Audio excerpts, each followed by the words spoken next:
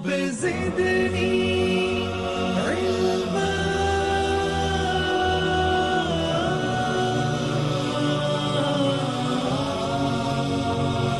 رب زدني علما.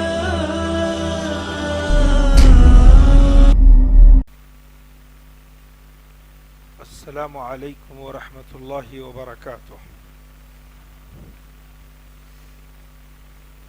إن الحمد لله نحمده ونستعينه ونستغفره ونعوذ بالله من شرور أنفسنا ومن سيئات أعمالنا ومن يهده الله فلا مضل له ومن يضلله فلا هادي له وأشهد أن لا إله إلا الله وحده لا شريك له وأشهد أن محمدا عبده ورسوله أما بعد فأعوذ بالله السميع العليم من الشيطان الرجيم.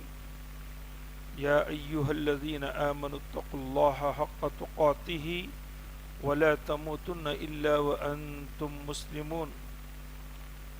يا أيها الناس اتقوا ربكم الذي خلقكم من نفس واحدة خلق منها زوجها وبث منهما رجالا كثيرا ونساء واتقوا الله الذي تساءلون به والأرحام إن الله كان عليكم رقيبا. يا أيها الذين آمنوا اتقوا الله وقولوا قولا سديدا يصلح لكم أعمالكم ويغفر لكم ذنوبكم ومن يطع الله ورسوله فقد فاز فوزا عظيما. فأعوذ بالله السميع العليم من الشيطان الرجيم. ألم يعلم بأن الله يرى. وقال الله تعالى يعلم خائنة الأعين وما تخفي الصدور. وقال الله تعالى إن الله كان عليكم رقيبا. وقال الله تعالى ما يلفظ من قول إلا لديه رقيب عتيد.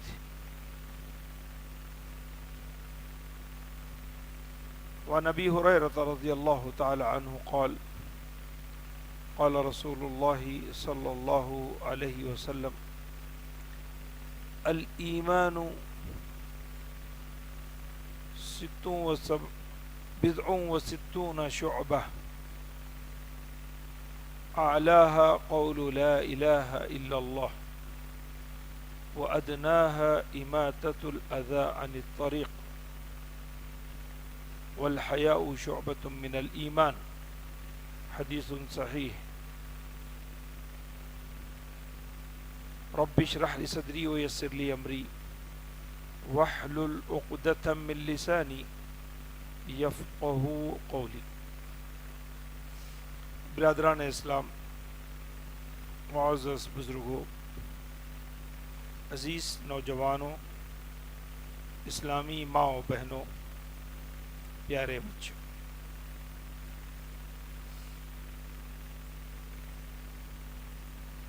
میں نے آپ سے محفل میں جو افراد ہیں ان کو مختلف ناموں سے مخاطب کیا. دوبارہ مخاطب کرتا ہوں تاکہ آپ لوگ متوجہ ہوں. محترم بزرگوں، سارے بزرگ شامل ہیں، موضوع ان سے تعلق بھی ہے. عزیز نوجوانوں، تمام نوجوان بچے ہیں جو 13 سے ابو ہیں، 14 سے ابو ہیں. پیاری اسلامی ماں و بہنوں، ساری خواتین جو اس میں بچیاں بچے سب شامل ہیں، اور عزیز بچوں، چھوٹے بچے بھی اس میں شامل ہیں. اگر آپ لوگ میری بات سن رہے ہیں، سمجھ رہے ہیں، تو یہ موضوع بھی آپ ہی سے تعلق ہے. جب موضوع آپ سے تعلق ہے تو انسان کی فطرت یہ ہے کہ جو چیز اس سے متعلق ہوتی ہے وہ اس پہ ٹوٹ پڑتا ہے، آگے جانے کی کوشش کرتا ہے. تو جب موضوع آپ کے تعلق سے ہے تو آپ کو بھی آگے آنا چاہیے، اور نزدیک اور قریب، کیونکہ میں آپ سے مخاطب ہونے جا رہا ہوں، آپ میرے مخاطب ہیں. میری دلی خواہش ہے کہ آپ مجھ سے کنیکٹ ہوں، ایک ربط، ذہنی ربط، دلی ربط آپ کے اور ہمارے درمیان میں قائم ہو. موبائل کی ایک کمپنی ہے ایئرٹیل، اس کمپنی کا لوگو ہے کنیکٹنگ پیپل، لوگوں کو جوڑنے کا کام کرتا ہے. اب وہ جوڑنے کا مقصد ان کا دنیا داری ہو، جوڑنے کا مقصد کمانا ہو، الگ بات ہے. میرا لوگو ہے کنیکٹنگ اللہ. ایک خادم دین ہونے کی حیثیت سے، کچھ معلومات سیدھا پہنچانے کی حیثیت سے، تو میں چاہتا ہوں کہ کنیکٹنگ اللہ. یہ مطلوب نہیں ہے کہ مجموعہ بڑا ہو، یہ مطلوب نہیں ہے کہ جمع غفیر ہو. حضرت علی رضی اللہ تعالی عنہ کو رسول کریم صلی اللہ علیہ وسلم نے فرمایا، یا علی ان یہدی بک رجل خیر لک من حمر النعم. ایک آدمی تمہارے ذریعے ہدایت کا راستہ پالے تو تمہارے لیے اربوں کی جو قیمتی جائیداد ہے، جو قیمتی چیزیں ہیں، سرمایہ ہے، کیپٹل ہے، اس سے کہیں بہتر تمہارے ذریعے ایک آدمی ہدایت پالے. تو میری اللہ تبارک تعالیٰ سے دعا ہے کہ اس میں ہم سب شامل ہوں اور ہمارے ذریعے اللہ تبارک تعالیٰ خلق کثیر کو فائدہ پہنچائے. میں نے جو موضوع آپ کے سامنے اختیار کیا، یہ بہت ہی حساس ترین موضوع ہے، سبجیکٹ ہے. اتنا زیادہ حساس ہے، اتنا زیادہ سینسیٹیو ہے. سنجیدگی سے آپ سنیں اور حقیقت میں اس کے دل و دماغ پہ اس اثر کو قبول کریں تو کیا ہوگا. غور سے سنیے، جوانوں کے لیے خاص طور پر. آپ گونگے ہو جائیں گے، زبان بند ہو جائے گی. آپ تمنا کریں گے کاش میں نابینا پیدا ہوتا. آپ تمنا کریں گے میرا شمار موجودہ دنیا میں ڈم اور ڈف میں شمار ہوتا. گونگے بہرے، اتنے اہم ترین باتیں اگر آپ کے گوشے گزار میں کروں اور اس کا رتی برابر 1000 میں سے 1% بھی اگر کسی کے سر دل و دماغ میں اس کی حرکت آ جائے تو میں سمجھوں گا شاید میں اپنے مقصد کے میم میں کامیاب ہوں اور ہدایت اللہ تعالیٰ کے ہاتھ میں ہے. جس حالات سے ہم گزر رہے ہیں اس دنیا میں، 99.9 کتنی دنیا کی آبادی کے 99.9 اگر 7 ارب لوگ اس دنیا میں جی رہے ہیں تو اس میں سے 99.9 لوگ بے حیا ہیں، بے شرم ہے، بے غیرت ہے، اور اس پر فخر کرتے ہیں. یہ بات سن کر بڑی تعجب ہوتی ہے. حدیث میں جب پڑھتے ہیں یہ بات بڑی تعجب دکھائی دیتا ہے کہ اللہ تعالیٰ اتنے کھربوں انسانوں میں سے 70,000 کو بغیر حساب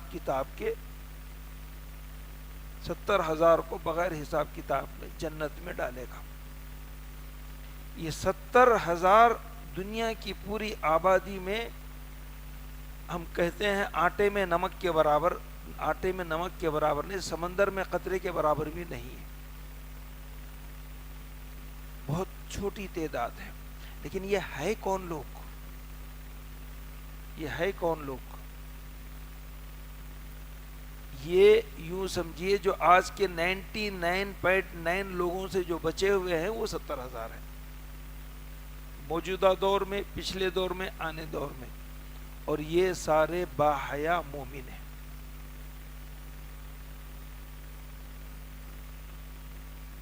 آپ جانتے ہیں ڈیجیٹل کے زمانے میں ہمارا موبائل نمبر کتنا ہے؟ 10 ڈیجٹس میں.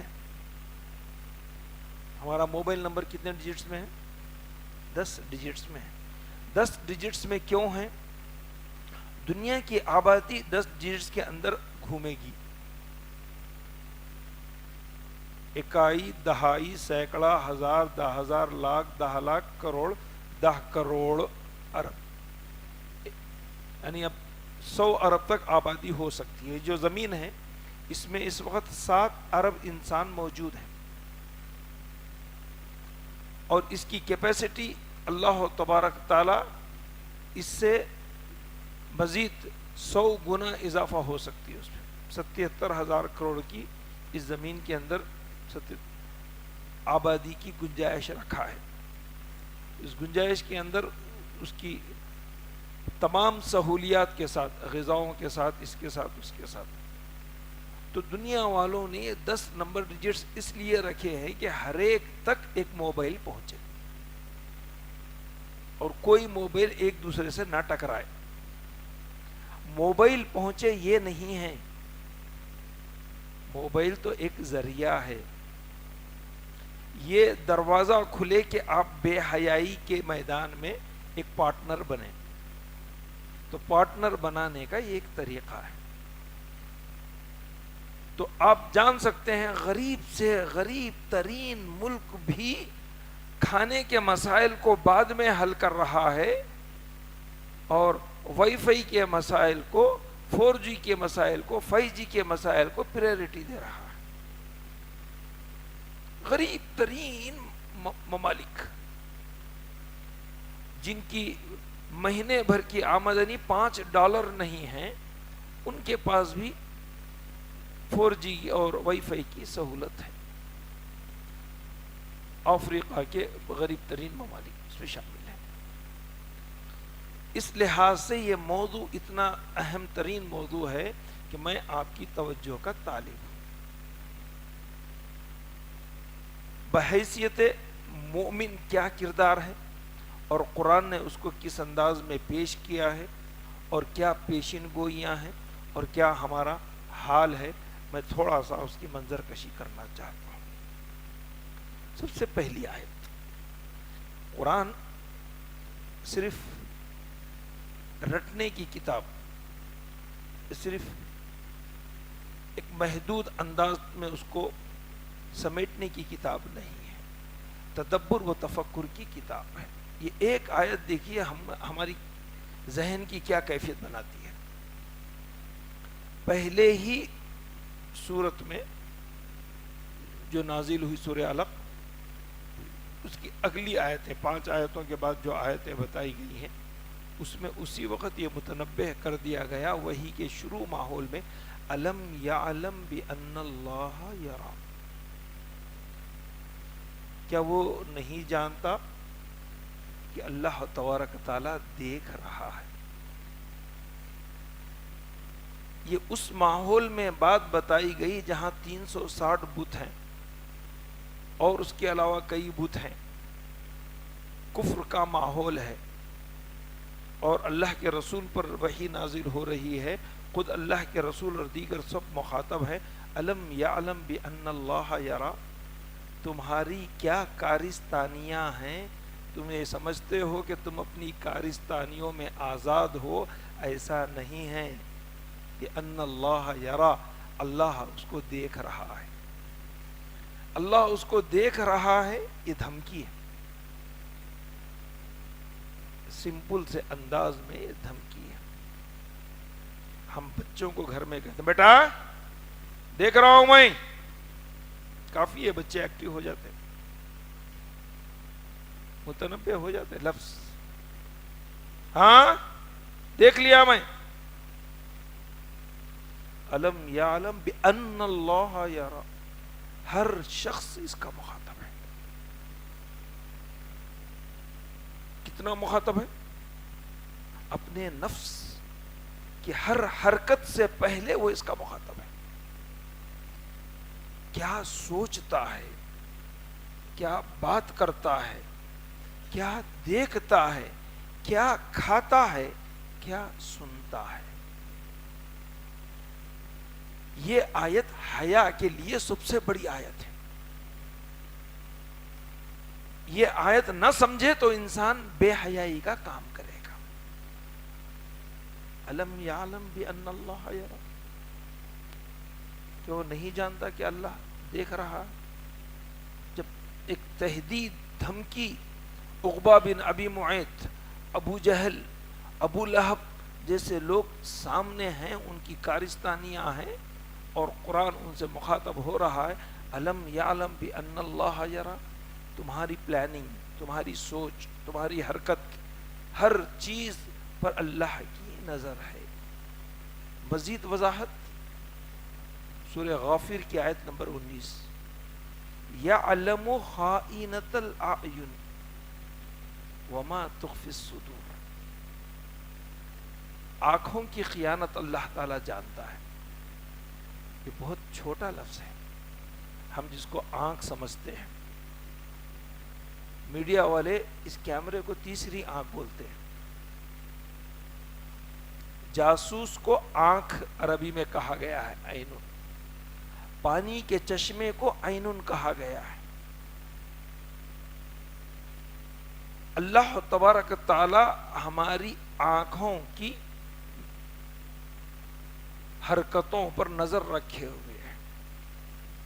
انسان آنکھوں سے جو کچھ کرتا ہے وہ دوسروں کو نہیں معلوم ہوتا. چھپ کر کام کر رہے ہیں، علل اعلان بھی کر رہے ہیں، مجموعے میں بھی کر رہے ہیں، تو سب کو نہیں پتا چلتا کہ آپ کیا کر رہے ہیں. تو یہ آنکھوں کی بے حیائی اس کی خیانت ہے. آنکھوں کی بے حیائی اس کی خیانت ہے. جو بھی چھوٹا سا عمل آنکھ کے ذریعے ہو رہا ہے اللہ تبارک تعالیٰ اس کو جانتا ہے. پھر اگلی بات کہاں سے شروع ہوتی ہے؟ یہ وما یخفی الصدور، جو کچھ ہمارے سینوں میں بھرا پڑا ہوا ہے، جتنا کچھ ہے، یہ سب اللہ تبارک تعالیٰ اس کو بہتر انداز میں جانتا ہے. جو چیز بے حیائی کی ہے وہ نکل کر آتی ہے، اور جو چیز حیا کی ہے وہ چھپ جاتی ہے. ایک صحابی تھے، بڑے ہی شرمیلے تھے. ان کے ساتھی اللہ کے رسول صلی اللہ علیہ وسلم نے ان کو دیکھا کہ وہ ساتھی کو بڑے، اپنے بھائی کو بڑے لعنت ملامت کر رہے ہیں، ابھار رہے ہیں. تم بڑے شرمیلے ہو، تمہارے اندر ایسے نہیں ہونا چاہیے، تم معاشرے میں کیسے رہو گے اس طریقے سے. اللہ کے رسول صلی اللہ علیہ وسلم نے ان کو دیکھا، کہا کہ دعہو دعہو، ان کو چھوڑ دو. پھر اس کے بعد فرمایا الحیاء من الایمان، الحیاء من الایمان. ان کی جو شرم و حیا کی کیفیت ہے یہ ایمان کی رہنمائی ہے، یہ ایمان کی عکاسی ہے. مسلم کی ایک صحیح روایت ہے، ذرا سنجیدگی سے خواتین آپ لوگ غور سے سنیے.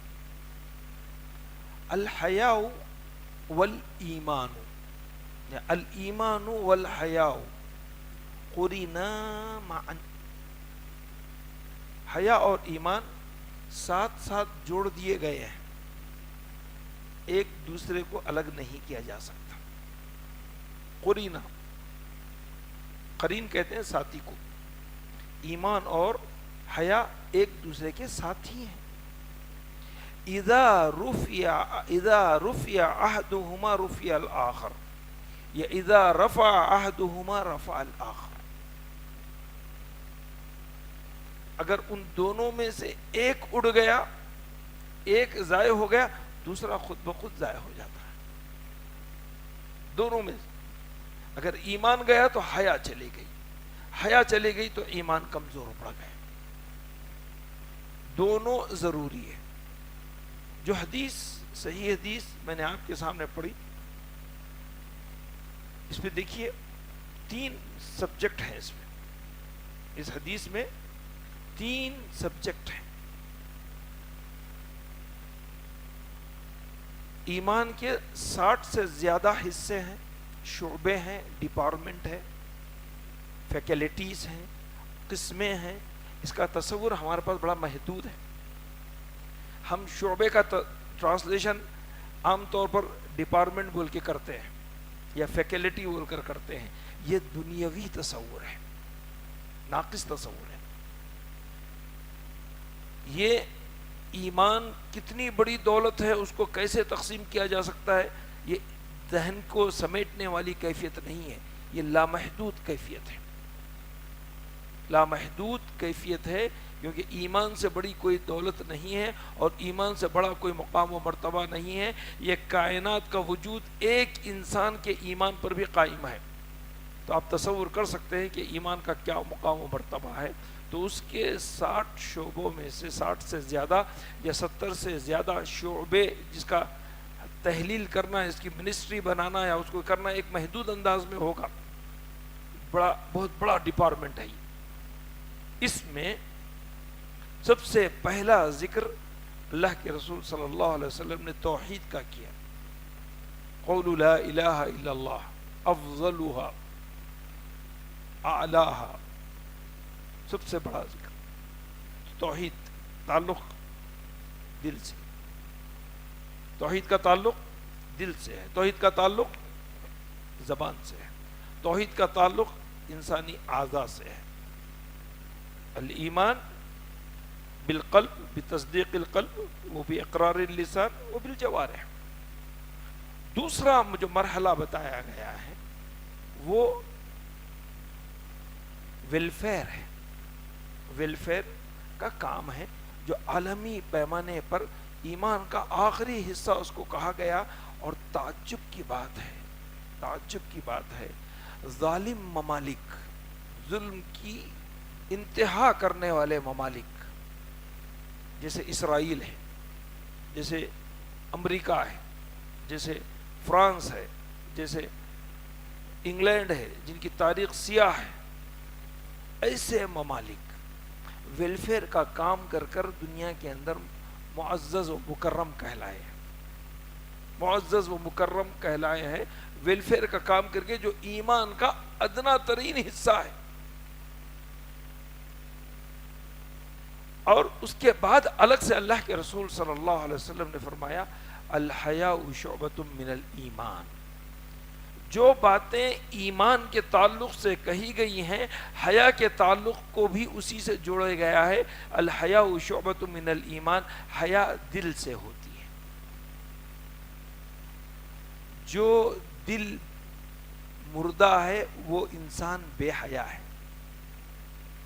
جو انسان بے حیا ہے اس کا دل مردہ ہے. اگر کوئی شقاوت کی بات کر رہا ہے، کوئی قساوت قلبی کی بات کر رہا ہے، کوئی بے مروتی کی بات کر رہا ہے، تو یہ اس بات کی علامت ہے کہ وہ بے حیائی کی نمائندگی کر رہا ہے اور اس کا دل سخت ہے. تو الحیاء شعبۃ من الایمان کہہ کر اس کو ایمان سے اس طریقے سے جوڑا گیا کہ دل نرم ہو تو وہ باحیا ہے، دل سخت ہو تو وہ بے حیا ہے. ایک شخص حضرت عمر رضی اللہ تعالیٰ عنہ کے پاس آگے کہا عمر امیر المومنین، میں اپنی بیوی کو طلاق دینا چاہتا ہوں. حضرت عمر نے کہا کیوں طلاق دینا چاہتے ہو؟ کہا کہ مجھے پسند نہیں آ رہی، مجھے اچھی نہیں لگتی ہے. تو حضرت عمر نے کیا کہا جانتے ہیں؟ وہ تمہارے بچوں کی ماں ہے؟ ہاں میرے بچوں کی ماں ہے. کہا کہ وہ تمہارے لیے روٹی بناتی ہے، تمہارے کپڑے دھوتی ہے، تمہارے بچوں کی دیکھ بھال کرتی ہے؟ کہا کہ ہاں سب کچھ کرتی ہے۔ تو اللہ حضرت عمر نے کہا تو تمہاری مروت مر گئی کیا؟ حضرت عمر نے کیا کہا؟ تمہاری مروت مر گئی کیا؟ یعنی تم بے حیا ہو گئے۔ بے مروت انسان بے حیائی کی نمائندگی کرتا ہے۔ تو دل حیا کا سب سے بڑا مرکز ہے، سب سے بڑا مرکز ہے۔ ہاں، حیادار انسان اتنا نرم دل ہوتا ہے کہ بات کرنے سے اس کے آنکھوں میں آنسو آتے ہیں۔ اللہ کے رسول صلی اللہ علیہ وسلم کے بارے میں ابو سعید الخدری رضی اللہ تعالی عنہ کہتے ہیں، حدیث ہے، کان اشد حیاء من العذراء فی خدریہا۔ رسول کریم صلی اللہ علیہ وسلم اتنے باحیا تھے جیسے کنواری لڑکی سمٹ کر باحیا ہوتی ہے، اپنی جوانی کو، اپنی حرکتوں کو بے باکانہ نہیں دکھاتی ہے اور بڑی سمیٹ کر رہتی ہے اور بڑی نرم مزاج ہوتی ہے۔ تو اللہ کے رسول صلی اللہ علیہ وسلم نے کہا کہ اللہ کے رسول اپنے خیمے میں تک ایسا رہتے تو عوام الناس کے سامنے کیا کیفیت ہے۔ کان اشد حیاء من العذراء فی خدریہا۔ یہی وجہ تھی کہ اللہ کے رسول صلی اللہ علیہ وسلم امامت کر رہے ہیں، نماز پڑھا رہے ہیں، کہتے ہیں کہ میرے دل میں خیال آیا کہ میں لمبی نماز پڑھوں، بچے کی رونے کی آواز آ گئی، آپ کا دل نرم پڑ گیا۔ یہ باحیا انسان کا کردار ہے، باحیا نبی کی صفت ہے کہ نہ ایسی مومنٹ میں کوئی نصیحت کی جا سکتی ہے، نہ ایسی مومنٹ میں کسی قسم کا کوئی جواب دیا جا سکتا ہے سوائے اس کے کہ حیا کو استعمال کریں اور نماز کو مختصر کریں۔ حیا کا دوسرا مرحلہ زبان ہے، حیا کا دوسرا مرحلہ زبان ہے، اور زبان کے تعلق سے بہت ہی سخت ترین احادیث آئی ہیں۔ حضرت معاذ بن جبل کو اللہ کے رسول نے ایک طویل حدیث بتائی۔ حضرت معاذ نے کہا کہ اللہ کے رسول کیا زبان کے ذریعے لوگ پکڑے جائیں گے؟ اللہ کے رسول نے کہا کہ معاذ کیسی بات کر رہے ہو، اللہ تمہیں کھو دے، زیادہ لوگ جہنم میں زبان کی وجہ سے جائیں گے۔ تو زبان بے حیائی کا مظہر ہے، زبان بے حیائی کی ترجمانی کرتی ہے۔ وَيْلٌ لِكُلِّ هُمَزَةٍ لُمَزَةٍ، کیا ہے یہ؟ بے حیائی کی کیفیت کو بیان کیا گیا ہے۔ وَيْلٌ، وَيْل ہے، بچے نے جہنم کی تقریر کی جہنم کے موضوع پر۔ ویل کیا ہے؟ وہ گڑھا ہے جس میں جانے کے لیے 70 سال لگتے ہیں، اور یہ ان زبان اور آنکھ سے بے حیائی کرنے والوں کے لیے ہے۔ ویل لکل ہمزۃ لمزہ، وہ لوگ جو عیب چینی کرتے ہیں، وہ لوگ جو اشارے کرتے ہیں، ہاتھوں سے اشارے اور عیب چینی کرنے کو ہمز و لمز کہتے ہیں، اور آنکھوں سے اشارے کرنے کو غمز کہتے ہیں۔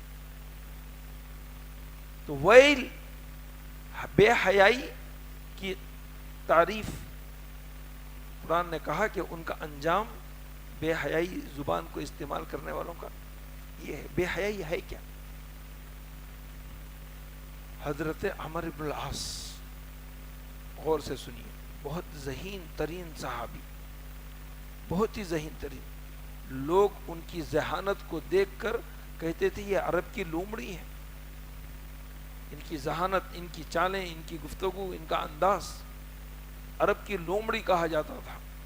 جب یہ مسلمان نہیں ہوئے تھے تو ان کو کافروں کی طرف سے نمائندہ بنا کر حبشہ بھیجا گیا، مختلف محاذ پر ان کو رکھا گیا۔ جب یہ مسلمان ہوئے تو حضرت عمر نے ان کو مصر بھیجا، بڑی باصلاحیت شخصیت۔ جب اسلام لائے تو اسلام لانے سے پہلے بھی انہوں نے اللہ کے رسول کی طرف ہاتھ بڑھایا، پھر کھینچ لیا، اللہ کے رسول نے پوچھا کیا عمر نیت بدل رہے ہو کیا؟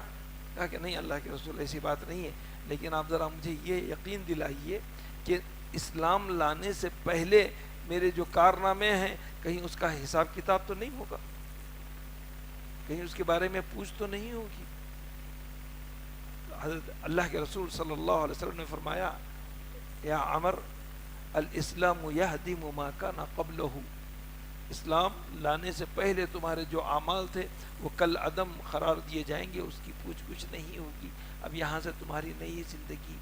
اس کے بعد حضرت عمر بن العاص کہتے ہیں، حضرت عمر بن العاص کہتے ہیں میں اتنا زیادہ شرمندہ ہوا، اتنا زیادہ باحیا ہوا، کبھی میں اللہ کے رسول صلی اللہ علیہ وسلم کو شرم و حیا کے ہمارے آنکھیں بھر کر نہیں دیکھ سکا، اور میری تمنا تھی کہ میں زندگی میں ایک مرتبہ اللہ کے رسول صلی اللہ علیہ وسلم کو بھرپور نظر سے دیکھ لوں، لیکن حیا مجھے آڑے آتی تھی کہ میں نے کیا پوچھ دیا، اور میں مرنے تک رسول کریم صلی اللہ علیہ وسلم سے نظریں نہیں ملا سکا۔ باحیا انسان کی کیفیت یہ ہے کہ وہ اپنے بزرگوں سے آنکھ نہیں ملاتے، وہ آنکھیں چار نہیں کرتے، وہ آنکھیں نہیں نکالتے، وہ آنکھیں نہیں دکھاتے۔ حضرت عمر بن العاص سیرت میں بات لکھی کہ شرم و حیا اتنی زیادہ غالب آ گئی کہ کبھی انہوں نے رسول کریم صلی اللہ علیہ وسلم کو بھرپور آنکھیں بھر کے نہیں دیکھا، کہا کہ میری تمنا رہ گئی۔ اور تیسرا معاملہ حیا کا انسان کے اعضاء ہیں، انسان کے اعضاء ہیں جس سے وہ یہ عمل کرتا ہے۔ تو بے حیائی کا تعلق انسانی اعضاء سے ہے، اس میں ہمارا جسم شامل ہے، اس میں ہمارا پہناوا شامل ہے، ہماری ڈریسنگ، ہمارے ہاتھ کی حرکتیں، ہمارے پیر کی حرکتیں، ہمارے ایکشنز، ہمارا چلنا پھرنا، ہماری گفتگو کا طریقہ، ہمارے اٹھنے بیٹھنے کے طریقے، ہمارے استعمال کی چیزیں، وہ چیز جو ایکشن میں آئی وہ حیا سے تعلق رکھتی ہے۔ ہمارے بچوں کے ماشاءاللہ یہاں تو بچے نارمل ہیں، ان کے سر، ان کے بال، ان کا لباس، ان کے چپل، ان کے بیلٹ، ان کے چشمے، ان کی گاڑیاں، سب بے حیائی کا مظہر ہے۔ ہم اپنی باڈی سے بے حیائی کا مظاہرہ کرتے ہیں، اور ایکشن، کبھی کھلاڑیوں کا ایکشن، کبھی ناچنے والے ناچنے والیوں کے ایکشنز، ان کے لباس کا اسٹائل، یہ سب بے حیائی کی علامت ہے، سب بے حیائی کا طریقہ کار ہے، جو اس حدیث میں ان تینوں چیزوں کو ایمان کے ساتھ جوڑ کر بتایا گیا ہے، تینوں چیزوں کو ایمان کے ساتھ جوڑ کر بتایا گیا ہے۔ اللہ کے رسول صلی اللہ علیہ وسلم خواتین سے متعلق بات ہے، حکمت کے طور پر میں اس کو ذکر کر رہا ہوں۔ بچی آئی، بالغ ہو گئی تھی، رسول کریم صلی اللہ علیہ وسلم باپ کا درجہ رکھتے ہیں، آ کے اپنی کیفیت بیان کی، اللہ کے رسول نے اس کو بڑے مہذب انداز میں سمجھایا، بچی سمجھ نہیں پائی، مزید تفصیلات چاہ رہی تھی خواتین کے مسائل سے۔ اللہ کے رسول نے کہا سبحان اللہ، آپ کا چہرہ سرخ ہو گیا، کہا سبحان اللہ، میں کہہ رہا ہوں تم سمجھ نہیں پا رہی ہو۔ حضرت عائشہ نے سنا، بچی کو پکڑ کے کھینچا، پھر اس کے بعد خواتین کے مسائل کو سمجھایا۔ سبحان اللہ، اللہ کے رسول صلی اللہ علیہ وسلم نے اتنی چہرہ سرخ ہو گیا۔ تو مفسرین نے، محدثین نے، علماء نے لکھا ہے کہ کوئی بات کرے اور کسی کا چہرہ سرخ ہو جائے تو وہ بے حیائی کی علامت ہے۔ کوئی آپ سے کوئی بات کہہ دے، اس سے آپ کو طیش آ جائے، یا اس سے آپ کو شرم محسوس ہو جائے، چہرے کا رنگ بدل جائے، آنکھوں کی کیفیت بدل جائے اس بات کی وجہ سے، تو وہ بھی بے حیائی کا حصہ ہے۔ ہماری روزمرہ کی گفتگو میں ایسے کتنے واقعات آتے ہیں، ہمارے بچوں کے ساتھ، ہماری گھر والی کے ساتھ، ہمارے دوست احباب کے ساتھ، ہمارے کلیگ کے ساتھ، مسجد میں آنے جانے والوں کے ساتھ، بازار میں خرید و فروخت والوں کے ساتھ، چھوٹی چھوٹی باتوں پر ہمارے چہرے کا رنگ بدل جاتا ہے۔ چہرے کا رنگ بدلنا بھی بے حیائی کی بات کا ذریعہ بن جاتا ہے۔ اللہ کے رسول صلی اللہ علیہ وسلم نے اس کو تک پسند نہیں کی۔ علماء نے حضرت علی کے اس واقعے سے دلیل کی کہ علم میں حیا نہیں ہے، علم بغیر شرم و حیا کے حاصل کرنا چاہیے، لیکن بعض چیزوں میں علم و حیا حصول علم میں مانع ہو جاتی ہے، تو کہا کہ یہ حشمت ہے، یہ کرامت ہے علم کے حصول میں۔ حضرت علی رضی اللہ تعالی عنہ جوان آدمی تھے اور بھرپور جوان تھے، ان کے ہاں قوت باہ کا اخراج مزی کی شکل میں ہوتا تھا، وہ پریشان رہتے تھے کہ میں نہاؤں یا وضو کروں۔ مسئلے کا حل کہاں ہے؟ رسول کریم صلی اللہ علیہ وسلم کے پاس۔ شرم و حیا آڑے آئی کہ میں اپنے سسر سے یہ بات کیسے کہہ سکتا ہوں، یہ مسئلہ کیسے دریافت کر سکتا ہوں۔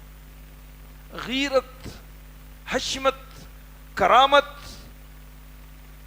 ان کے آڑے آئی، انہوں نے مقداد بن اسود کا انتخاب کیا، کہا کہ جاؤ کہو کہ فلاں شخص کے بارے میں ایسا ایسا ایسا ایسا مسئلہ ہے۔ اتنے زیادہ صحابہ کرام اپنے معاملے میں محتاط تھے۔ حضرت عمر بن العاص کا واقعہ آپ نے سنا۔ اسی طرح حضرت ابو بکر کی سیرت میں لکھا ہے، ابو بکر کہتے تھے یا ایھا الناس استحیوا من اللہ، اللہ سے تم شرم و حیا کرو، اللہ سے تم شرم و حیا کرو۔ اور کہتے تھے انا استحی من اللہ اتقنع اکون متقنعا عند قضاء الحاجہ، میں قضاء حاجہ کے وقت دور چلے جاتا ہوں اور اپنے چہرے کو لپیٹ لیتا ہوں تاکہ میں اللہ سے شرم کرتا ہوں، تاکہ میری نظر میری شرمگاہ پر نہ پڑے۔ اور لوگوں کو یہ نصیحت کرتے تھے، تنہائی میں قضاء حاجت کے موقع پر کہتے تھے کہ میں اپنی شرمگاہ کو نہیں دیکھتا تھا، کبھی نہیں، اور میں اپنے چہرے پر کپڑا ڈالتا ہوں، تم بھی اللہ تبارک تعالیٰ سے ایسے حیا کرو۔ صحابہ نے پوچھا، اللہ کے رسول صلی اللہ علیہ وسلم سے پوچھا، اللہ سے بھی حیا کی جاتی ہے کیا؟ اللہ سے بھی حیا کی جاتی ہے؟ اللہ کے رسول صلی اللہ علیہ وسلم نے فرمایا اللہ تعالی سب سے زیادہ مستحق ہے کہ اس سے حیا کی جائے۔ اور ایک حدیث مسلم کی اللہ کے رسول صلی اللہ علیہ وسلم نے فرمایا استحیوا من اللہ کما تستحی من الرجل الصالح، معاشرے کے نیک ترین انسان سے کوئی آدمی برائی کا کام کرنے سے جیسے شرماتا ہے، اس سے کہیں زیادہ تم اللہ تبارک تعالیٰ سے شرماؤ، اس سے کہیں زیادہ۔ کہ کوئی بزرگ آدمی دیکھے، کوئی بڑا ذمہ دار آدمی دیکھے، کوئی متقی انسان دیکھے، تو آپ اس کے سامنے کوئی بے حیا حرکت کرنے سے ڈرتے ہیں، سگریٹ پینے سے ڈرتے ہیں، گالی گلوچ دینے سے ڈرتے ہیں، اپنے کسی بھی رویے کے لحاظ سے آپ بالکل محتاط ہو جاتے ہیں۔ کہا کہ اللہ تبارک تعالیٰ اس سے کہیں زیادہ مستحق ہے کہ تم اس کی سے حیا کرو۔ اللہ کے رسول صلی اللہ علیہ وسلم نے لوگوں سے پوچھا کیا تم اللہ سے حیا نہیں کرتے؟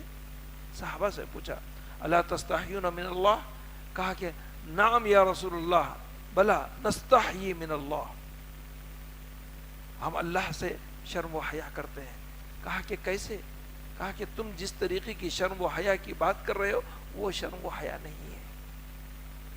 اب ذرا سن لیجیے آپ شرم و حیا کیا ہے۔ اللہ کے رسول صلی اللہ علیہ وسلم نے کہا شرم و حیا یہ ہے فَلْيَحْفُظْ الرَّأْسَ وَمَا وَعَى، فَلْيَحْفُظُ الرَّأْسَ وَمَا وَعَى، شرم و حیا یہ ہے سر کو محفوظ کرو، وما وعا، اور اس سے متعلق جو چیزیں ہیں اس کی نگرانی کرو۔ سر کو محفوظ کرو کیا مطلب ہے؟ سر میں کیا ہے؟ دماغ، تدبر و تفکر کی صلاحیت، سوچ سلیم رکھو، سوچ سلیم رکھو۔ فَلْيَحْفَظْ الرَّأْسَ، اپنے سر کی حفاظت کرو۔ اگر بے حیائی سے بچنا ہے، اور حیا یہ ہے کہ تم سر کی حفاظت میں سب سے پہلی چیز دماغ ہے، تو یہ دماغ توحید سے معمور ہو، شرک سے معمور ہو۔ دماغ اور دل ایک ہی بات میں، تو جو شخص مشرک ہے وہ بے حیا ہے، نوٹ کر لیجیے بات۔ جو شخص مشرک ہے وہ بے حیا ہے، جو شخص کافر ہے وہ بے حیا ہے، کیونکہ وہ جس سر کی حفاظت کرنا ہے اس سر میں یہ دماغ ہے۔ اور ہمارے بچے جو کٹنگ کر رہے ہیں، جس طریقے کے اسٹائل بنا رہے ہیں، یہ بے حیائی کا مظاہرہ علل اعلان کر رہے ہیں۔ پھر اس سر میں کیا ہے؟ پیشانی کہاں جھکتی ہے؟ ناصیۃ کاذبۃ خاطیہ فلید نادیہ، کیوں کہا ناصیہ؟ ہمارے فیصلہ کرنے کی جو صلاحیت ہے وہ یہاں ہے، تو اس لیے یہیں پر سجدہ کرنا چاہیے، اسی سے۔ ناصیۃ کاذبۃ خاطیہ، جھوٹی، غلط کار، خطا کار پیشانی ہے یہ جو غیر اللہ کے آگے جھک رہی ہے۔ فَلْيَحْفَظِ الرَّأْسَ وَمَا وَعَى، کہ اپنے سر کی حفاظت کرو، اس پیشانی کو کسی اور کے آگے جھکنے مت دو۔ بے حیائی ہے، دماغ بے حیائی ہے، اس گردن کو کسی کے سامنے جھکنے مت دو۔ یہ آنکھ، سر میں کیا ہے؟ یہ آنکھ، یہ آنکھ، اس کی حفاظت اللہ تبارک تعالی، اگر ہم اس آنکھ سے جو بھی برا دیکھتے ہیں، جو بھی برا دیکھتے ہیں، واٹس ایپ پر، ویڈیو پر، یوٹیوب پر، انسٹاگرام پر، نیٹ پر، سب کا سب ہماری آنکھوں کی سر کے اندر وہ چیز پائی جاتی ہے، خیانت ہے، اور خیانت بے حیائی ہے، اور بے حیائی اللہ تبارک تعالیٰ کو پسند نہیں ہے۔ کیوں اللہ تعالیٰ کو پسند نہیں ہے؟ کیونکہ اللہ با حیا ہے۔ ان اللہ حیی کریم، ان اللہ حیی، با حیا ہے، مکمل حیا دار ہے۔ رسول کریم صلی اللہ علیہ وسلم نے فرمایا تم حیا کرتے ہو، استحیوا من اللہ، اللہ تبارک تعالیٰ سے تم شرماؤ۔ اتقوا اللہ حق تقاتہ، استحیوا من اللہ حق الحیاء، مکمل جو حیا کر سکتے ہو، مکمل حق الحیا جو ہے وہ ادا کرو، جیسے یا ایھا الذین آمنوا اتقوا اللہ حق تقاتہ، جاہدوا فی اللہ حق جہادی، وہی حق الحیا انسان کو ادا کرنا چاہیے۔ ہم اپنے ہاتھوں میں جہنم لے کر گھوم رہے ہیں، کبھی بھی اس کے اوپر ہماری نظر پڑتی ہے تو ہماری آنکھ خیانت کرتی ہے۔ ہماری آنکھیں اس وقت بھی خیانت کرتی ہیں جب ہم اس کو ڈیلیٹ کرتے ہیں. ہم جان بوجھ کر ایک عذاب کو اپنے پاس لیے ہوئے ہیں اور اس بے حیائی کو ہم یہ سمجھتے ہیں کہ یہ ہماری رہنمائی کرنے والی چیز ہے.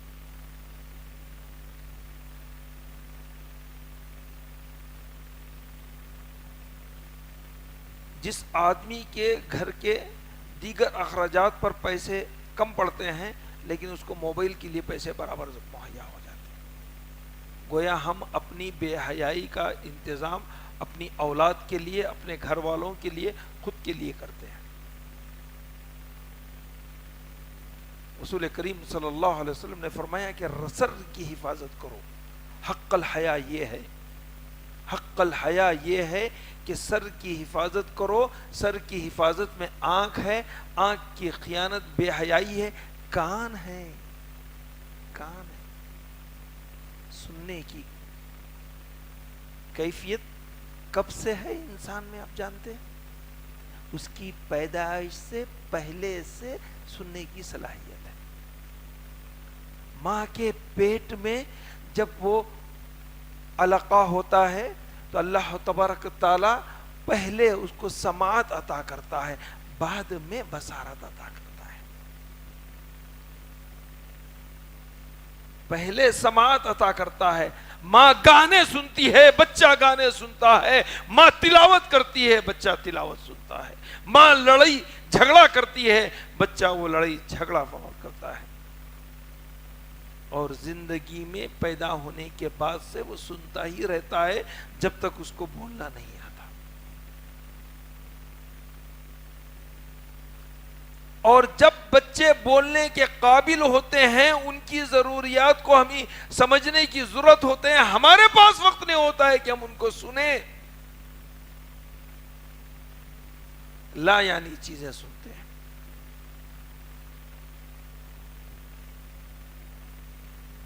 ہر لا یعنی چیز دنیا کے اندر جو ریکارڈنگ ہو رہی ہے ہم اس کو سننے میں دلچسپی رکھتے ہیں. ہمارے ٹی وی چینلز، ہمارے واٹس ایپس، ہمارے جتنے بھی اکوپمنٹس ہے سب اسی کے لیے استعمال ہو رہے ہیں. فونوں پر لوگوں کی گفتگو، دوسروں کی ریکارڈنگ، ایک دوسرے کی غیبت، چغلی، یہ ساری چیزیں اس سماعت میں حاصل ہیں. اور یہ سننے کا سلسلہ آپ جانتے ہیں کب تک ہے؟ زندگی کے بعد بھی سماعت کا سلسلہ ہے. حدیث میں، صحیح حدیث میں ہے کہ جنازے کو، میت کو قبر میں دفن کر کے لوٹتے ہیں تو وہ جوتوں کی، کھڑاؤں کی آواز بھی سنتا ہے. اور ہماری سماعتیں بے حیا ہیں. لا يتناجسنان دون الثالث، تین ہو تو دو آپس میں گفتگو نہ کریں، اپنی گفتگو بھی نہ کریں. یہاں تک سماعت کے سلسلے میں پابندی لگائی گئی ہے. اور اللہ کی صفت میں سمیع کہا گیا ہے، ان اللہ سمیع علیم. ما وعى فليحفظ الرأس وما وعى. اس لحاظ سے اگر با حیا ہونا ہے تو چہرے کی، سر کی حفاظت بہت ضروری ہے. جسم اس کے اندر منہ آتا ہے. اس کے بعد کے الفاظ میں کہا گیا سونگنا بھی ہے، سننا بھی ہے، دیکھنا بھی ہے، سجدہ بھی کرنا ہے، سوچنا ہے. یہ ساری چیزیں سر سے تعلق رکھتی ہیں. اور اس کے بعد اللہ کے رسول صلی اللہ علیہ وسلم نے فرمایا فَلْيَحْفَظُ الْبَطَنَ وَمَا وَحَا وَمَا حَوَا. پیٹ کی حفاظت، بے حیائی سے بچنا ہے، حق الحیا ادا کرنا ہے تو پیٹ کی حفاظت کرنا ہے. وما حوا، وہ جو چیز جمع کرتا ہے پیٹ میں، حلال کا ہے یا حرام کا ہے، جائز ہے یا ناجائز ہے، شک یا واضح طور پر اس کا حکم. شک کی کسی چیز کو ہم دنیا میں نہیں لیتے. لیکن دین کے معاملے میں 50 علماء سے سوال کرتے ہیں اور اس کو ازالہ کرنے کی کوشش کرتے ہیں. اگر 2 گلاس یہاں پر رکھی ہوئی ہو, اس کے اندر تھوڑا سا تھوک دیے کوئی, اور ایک گلاس صاف رکھا ہوا ہے, کوئی اٹھا رہا ہے, اس کو بولیں گے بھائی اس میں کوئی تھوک دیا تھا, ہو سکتا ہے شک ہے, وہ پیے گا پانی؟ اگر پی لے گا تو کچھ ناپاک نہیں ہے, تھوک ناپاک نہیں ہے.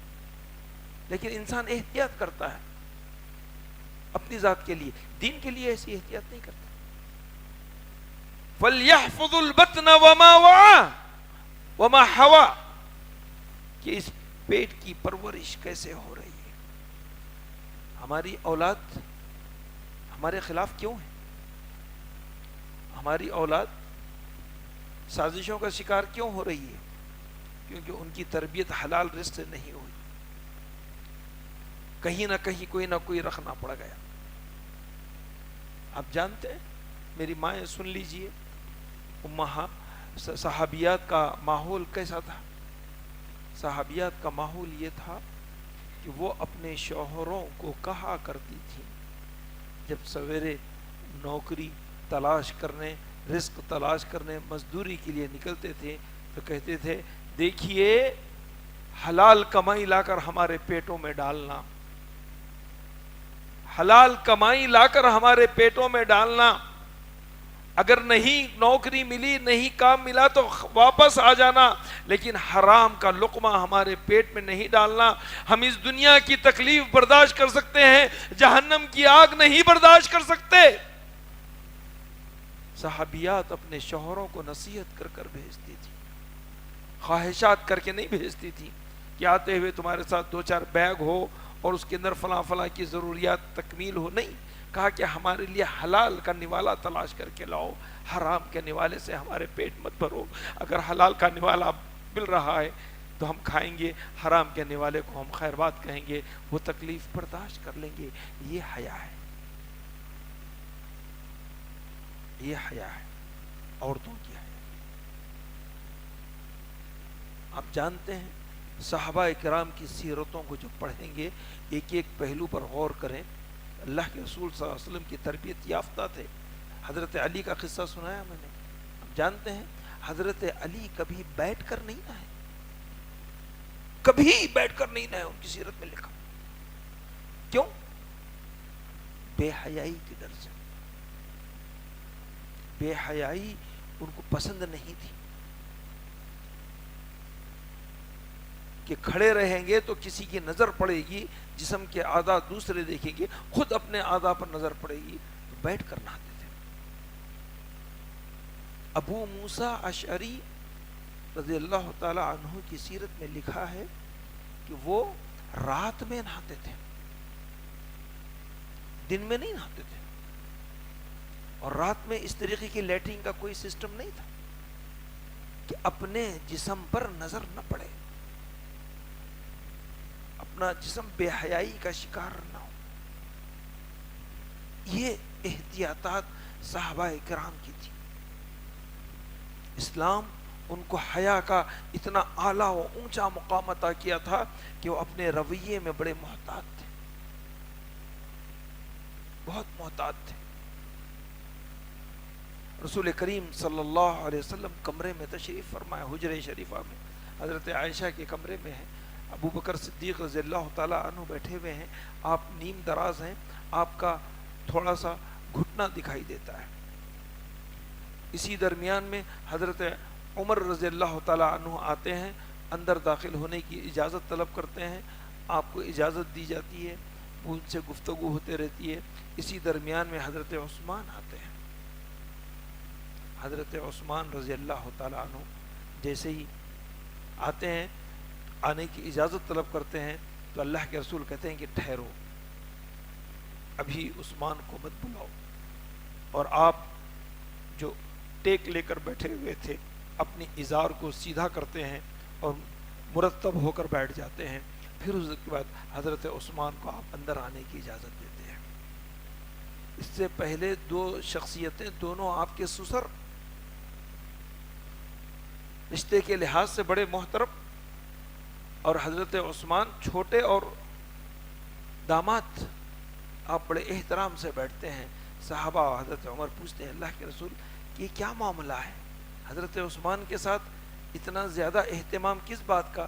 کہا اللہ کے رسول نے فرمایا الا استحیی منہ تستحیی منہ الملائکہ، کیا میں اس سے شرم نہ کروں؟ کیا میں اس سے شرم نہ کروں جس سے فرشتے شرم کرتے ہیں؟ حضرت عثمان رضی اللہ تعالی عنہ کی زندگی کے حیا کے واقعات کی بھرمار ہے. معمولی سی بات سن لیجئے گا. مسجد نبوی میں مسجد باب النساء اللہ کے رسول صلی اللہ علیہ وسلم کے زمانے سے متعین تھا. اللہ کے رسول صلی اللہ علیہ وسلم کے زمانے سے باب النساء متعین تھا، باب جبرائیل سے متصل.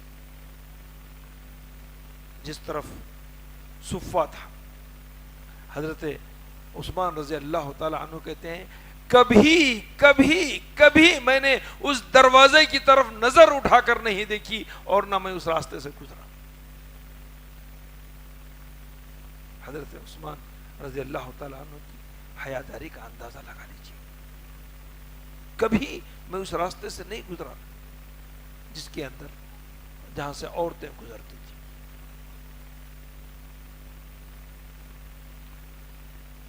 مردوں کے یہ واقعات ہیں تو عورتوں کے کیا ہوں گے سوچیے آپ.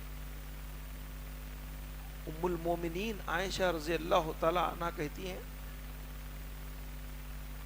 رسول کریم صلی اللہ علیہ وسلم کا انتقال ہوا، آپ کی قبر مبارک اسی کمرے میں.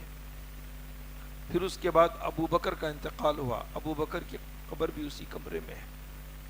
کہتی تھی ایک میرے شوہر ہیں ایک میرے باپ ہیں، اور میں گھر میں کمرے میں نارمل انداز میں رہتی تھی، تنہا ہوتی تو اپنا دوپٹہ اتار دیتی تھی. پھر حضرت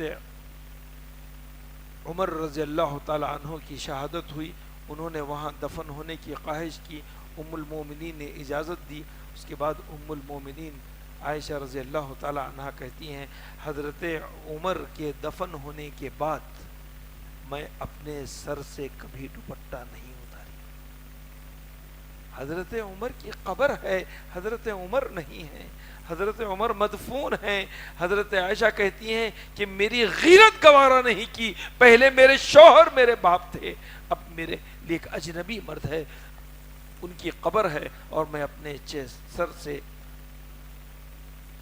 دوپٹہ نہیں اتارتی. تصور کیجئے حیا کا کتنا اونچا تصور، کتنا اونچا مقام، کتنی پاکیزگی تھی ان امہات المومنین کی زندگیوں. جانتے ہیں ایک مرتبہ فاطمہ رضی اللہ تعالی عنہ اسماء بنت ابی بکر رضی اللہ تعالی عنہا کے پاس گئی. ہماری خواتین کی بھی گفتگو ہوتی ہے تو ان کی گفتگو پہ آج کل تو واٹس ایپ پہ کیا چل رہا ہے، برننگ ٹاپکس کیا ہے، کہاں سیل لگی ہے، کس طریقے کے ایگزیبیشن چل رہے ہیں، کہاں پر کون سی چیز لی گئی ہے، سونے کا ریٹ کیا ہے، کپڑے کس ماڈل کے چل رہے ہیں، کون سا سیریل ٹاپ پر ہے. یہ ہمارے خواتین کی اکثر گفتگو ہوتی ہے. ایک گفتگو یہ بھی ہے، ذرا میری مائیں بہنیں سن لیں. حضرت فاطمہ کہتی ہیں اسماء ہم مر جائیں گے تو ہمارے جنازے کو غیر مرد دیکھیں گے؟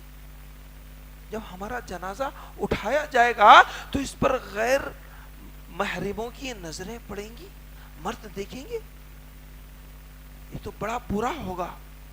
انہوں نے چادر لپٹی، میت کی طرح بتایا، کہا کہ ایسی لاش کو، ایسی باڈی کو غیر مرد پر نظر پڑیں گے جب اس کو جنازے پہ رکھ دیا جائے گا اور وہ اٹھا کر لے جائیں گے. پہلی نصیحت انہوں نے یہ کی اسماء دیکھنا میری جنازے کو رات میں دفن کرنا، میرے جنازے کو رات میں اٹھانا، رات میں دفن کرنا، دن میں نہیں، تاکہ بے حرمتی دیکھنے کی بے حیائی سے میں بچوں. حالانکہ وہ مر چکی ہوں گی. حضرت اسماء نے کہا فاطمہ میں حبشہ میں تھی، میں نے دیکھا وہاں جب خواتین مرتی ہیں تو وہاں لکڑی کا ایک صندوق کی طرح بنایا جاتا ہے جنازہ، اور اوپر سے کمان کی طرح ڈھانک دیا جاتا ہے. کیا ہم ایسا بنا لیں؟ ہمارا جنازہ اس میں اٹھے گا کہ دونوں طرف سے دیواریں ہوں گی، اوپر سے قوس کمان کی طرح بنے گا، تو اس میں ہماری باڈی کو لوگ نہیں دیکھیں گے. حضرت فاطمہ نے کہا کہ اسما پہلے یہ کام کرو. وہ جنازے کی شکل اس وقت سے وہ اختیار کی گئی. جو حضرت فاطمہ کی سوچ کہ عورتوں کی مرنے کے بعد بے حرمتی ہو سکتی ہے، لوگوں کی نظریں اس پر پڑے گی، کتنی پاک سوچ تھی، کتنی اعلیٰ شرم و حیا کی زندگی ان کی تھی. کس طریقے سے وہ سوچتے، کس طریقے سے ان کے خیالات تھے، کتنی پاکیزگی ان کے دل و دماغ میں شائع تھی. اب اندازہ لگائیے، ایسے بے حساب واقعات ہیں تاریخ کی، سیرتوں میں، صحابیات کی، صحابہ کی، سعید ابن تابعین کی، تبع تابعین کی، سلف کی زندگیوں کو جب ہم پڑھتے ہیں اور غور سے دیکھتے ہیں کہ وہ شرم و حیا کے معاملے میں کتنے محتاط تھے. اور آج کی زندگی کا ہم موازنہ کر کے دیکھیں کہ میں نے جو شروع میں بات کہی تھی کہ آج کی 99.99% دنیا بے حیائی کا شکار ہے، تو انہوں نے کہاں اپنی آنکھوں کی حفاظت کی. ایک بات کو پوچھ کے ذرا ختم کرتا ہوں. دیکھیے، میں ملازمت کرتا ہوں، آپ ملازمت کرتے ہیں. جہاں ملازمت کرتے ہیں اس کو نقصان پہنچاتے ہیں. جو آپ کو 1,00,000 1,50,000 روپے تنخواہ دے رہا ہے، اس کا کمپیوٹر توڑ دیں گے، آپ اس کے آفس کا فرنیچر توڑ دیں گے، اس کو نقصان پہنچائیں گے. ڈریں گے، ڈریں گے. اگر ایسا کر دیے تو اس کے نتیجے میں آپ کی تنخواہ کاٹ دے گا، ایک مرتبہ آپ کو نوکری سے نکال دے گا، آپ کو بے عزت کرے گا، آپ کو واٹس ایپ پہ ڈال دے گا، آپ کو دنیا کے سامنے بلاک لسٹڈ کر دے گا.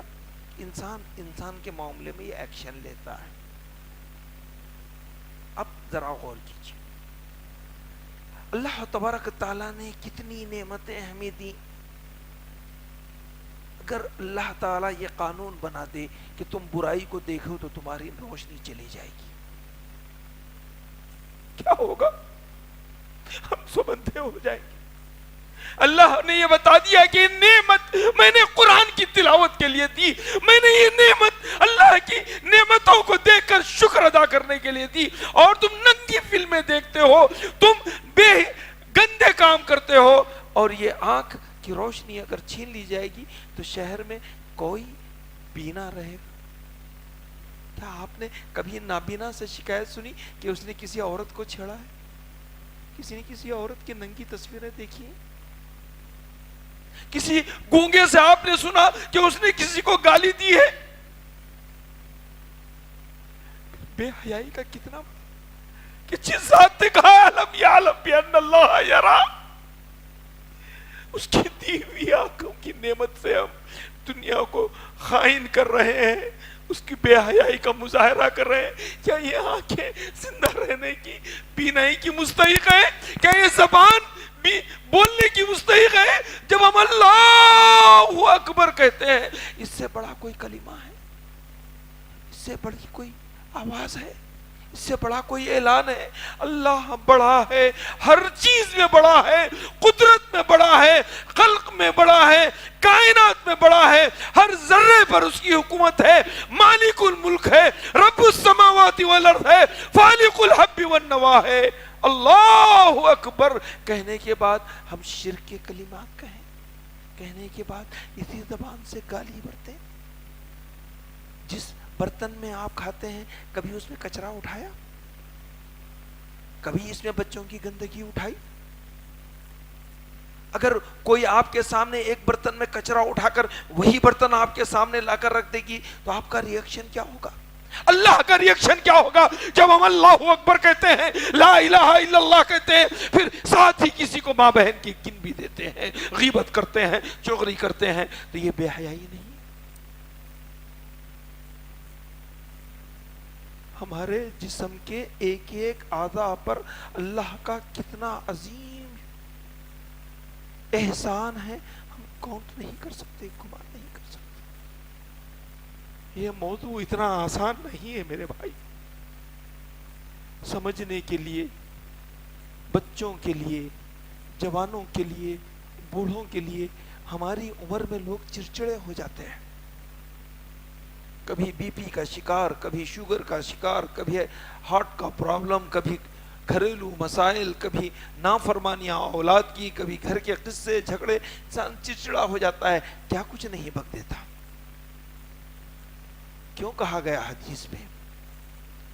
یہی بے حیائی کی وجہ سے انسان اپنی زبان سے ایسا لفظ نکالتا ہے جو جنت کے قریب ہوتے ہوئے جہنم کے قریب ہو جاتا ہے،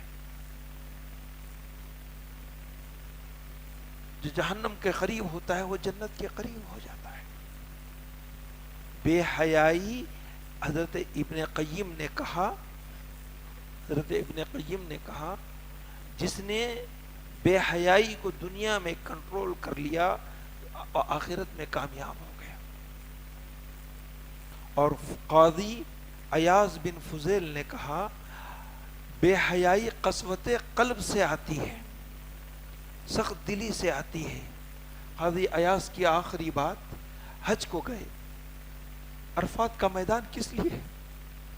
عرفات کا میدان دعا کے لیے، عرفات کا میدان تڑپ تڑپ کر دعا کرنے کے لیے۔ حاجی فضیل نے دیکھا، حاجی فضیل بن ایاز نے دیکھا ساری دنیا ہاتھ اٹھا کر دعا مانگ رہی ہے، رو رہی ہے۔ حضرت قاضی فضیل زبان سے کچھ کہنا چاہتے ہیں، وقت گزرا چلے جا رہا ہے، سورج غروب ہونے جاتا ہے، آخری وقت اٹھا کر کہتے ہیں واہ حیا، ہائے میری شرم مجھے آنے آ رہی ہے، میں کیا مانگوں اللہ سے، واہ حیا کیف استغفر، کہ میں اپنے رب سے کیسے مانگوں، مجھے حیا آ رہی ہے کہ اتنے احسانات اس پر ہے اور میں بے حیا بن جاؤں۔ اگر تو مغفرت کرتا ہے تب بھی حیا آتی ہے، اگر تو مغفرت نہیں کرے گا تو کتنی بے حیائی کی۔ یہ بہت بڑا جوہر ہے، یہ بہت بڑی طاقت ہے۔ اللہ کے رسول صلی اللہ علیہ وسلم نے فرمایا لِكُلِّ دِينٍ خُلْقٌ، سن لو میرے بچوں، لِكُلِّ دِينٍ خُلْقٌ وَخُلْقُ الْإِسْلَامِ الْحَيَاءُ، یہ ہمارا شعار ہے۔ ہر دین کا ایک کیریکٹر ہے، ہر دین کی ایک پہچان ہے، اور اسلام کی پہچان حیا ہے۔ میں بچے کو دیکھ کر بولے یہ مسلمان ہے، یہ با حیا ہے، یہ جھوٹ نہیں بول سکتا، یہ آنکھوں میں آنکھیں ڈال کر بات نہیں کر سکتا، یہ اسکول کی عزت کو خانے میں نہیں ڈال سکتا، یہ مسجد کے خلاف نہیں بول سکتا، یہ خاندان کے خلاف نہیں بول سکتا۔ کیوں؟ یہ مسلمان ہے، اور مسلمان کا شعار حیا ہے، مسلمان کا شعار حیا ہے۔ ہماری بیٹیاں بے آبرو نہیں ہیں، ہماری ماں بہنیں بے عزت نہیں ہیں، کیونکہ ہمارا شعار حیا ہے۔ رسول کریم صلی اللہ علیہ وسلم نے فرمایا لِكُلِّ دِينٍ خُلْقٌ، ہر ایک کا ایک مزاج ہے، ہر ایک کا ایک ایٹیٹیوڈ ہے۔ اسلام کا ایٹیٹیوڈ حیا ہے، بے حیائی نہیں، سر سے دوپٹہ نہیں اترے گا، زبان بد کلامی نہیں کرے گی، آنکھیں بری چیزیں نہیں دکھیں گی، پیر غلط چیز کی طرف چل کر نہیں جائیں گے، پیٹ کے اندر حرام نہیں جائے گا، گرچہ کے بھوکے مر جائیں۔ لِكُلِّ دِينٍ خُلْقٌ، اللہ کے رسول صلی اللہ علیہ وسلم نے فرمایا الحیاء خیر کلہ، حیا صرف اور صرف بھلائی ہے، صرف اور صرف بھلائی ہے۔ حضرت ابو سعید الخدری کی روایت میں رسول کریم صلی اللہ علیہ وسلم نے فرمایا انما ادرک الناس من کلام النبوۃ الاولى اذا فات الحیاء فاصنع ما شئت۔ نبوت کے شروع میں بھی رسول کریم صلی اللہ علیہ وسلم کی یہ بات کہ اگر تمہارے سے رخصت ہو جائے شرم و حیا تو تم جو چاہے کرو، ہمارے میں اور جانور میں کچھ فرق نہیں ہے۔ نبوت کے شروع میں انسانیت کی تعلیم دے کر یہ بتایا گیا کہ شرف و حیا انسان کی خصوصیت ہے، حیوان کی نہیں۔ اور جس زمانے سے ہم گزر رہے ہیں اس کے بارے میں قیامت کے قریب میں بتا دیا گیا کہ دنیا اتنی بے حیا ہو جائے گی، اتنی بے حیا ہو جائے گی کہ سڑکوں پر زنا کریں گے، کہنے والا ایک نیک انسان یہ کہے گا بھئی یہی کام دیوار کے پیچھے کر لیے ہوتے، ہمارے ہاتھوں میں وہی تو ہے، ہم خود اس کے مشتہر ہیں، ہم خود اس کا اعلان کر رہے ہیں، ہم خود اس کو بھیج رہے ہیں، سینڈ کر رہے ہیں، ریسیو کر رہے ہیں، تشہیر کر رہے ہیں۔ کیا جواب دیں گے اللہ کے پاس؟ یہ ہاتھ شل کیوں نہیں ہوتے؟ یہ دماغ مفلوج کیوں نہیں ہوتا؟ یہ زبان گنگ کیوں نہیں ہوتے؟ ہم کتنے بے حیا ہیں اور کتنی بے حیائی کا پرچار کر رہے ہیں۔ جس زبان سے اللہ کی حمد بیان کرتے ہیں وہی زبان کینہ و کپٹ میں بھی لگی ہوئی ہے۔ یہ بہت ہی، اسی لیے میں نے شروع میں کہا کہ جب ہم یہاں سے اٹھے تو ایک پلان لے کر اٹھے، ایک ایکشن پلان لے کر اٹھیں کہ ہم باحیا زندگی گزارنے کی عہد کریں اپنے آپ سے، اپنے دل سے۔ یہ دل کا معاملہ ہے، یہ زبان کا معاملہ ہے، یہ اعضاء کا معاملہ ہے۔ آج آپ تحیہ کر لیجئے، کنٹرول ہوگا۔ ہو سکتا ہے 10% آج کنٹرول ہو، کل 20% ہوگا، اس کے بعد 25% ہوگا، 50% ہوگا، ہوگا ضرور۔ اللہ تبارک تعالی ہم تمام نوجوانوں کو، ہم تمام بزرگوں کو، ہم تمام ماں اور بہنوں کو اور امت مسلمہ کو حیادار بنائے، عزت و عصمت کی حفاظت فرمائے۔ اللہ تبارک تعالی ہمارے ایمان کی حفاظت فرمائے، ہماری شرم و حیا کی حفاظت فرمائے، ہمارے عرض و آبرو کی حفاظت فرمائے، ہمارے دین کی حفاظت فرمائے، ہماری بچیوں کی عزت و آبرو کی حفاظت فرمائے۔ علامہ اقبال نے کہا تھا حیا نہیں ہے زمانے کی آنکھ میں باقی، حیا نہیں ہے زمانے کی آنکھ میں باقی، خدا کرے کہ جوانی رہے تیری بے داغ۔ السلام علیکم ورحمۃ اللہ وبرکاتہ۔